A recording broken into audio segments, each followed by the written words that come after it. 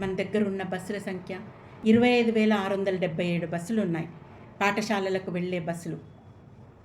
పిల్లలను రోజు ట్రాన్స్పోర్ట్ కోసం ఈ బస్సులు ఉపయోగిస్తారు. 17,020 బస్సులకు ఫిట్నెస్ సర్టిఫికెట్ వచ్చేసింది.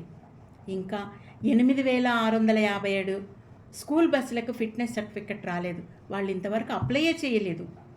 మరి ఎప్పుడు వస్తుంది, ఎప్పుడు తీసుకుంటారు? ఇవి రోడ్ల మీదకి వస్తే ఆర్టీఐ అధికారులు సీజ్ చేస్తారా అన్న ప్రశ్న మన ముందుంది.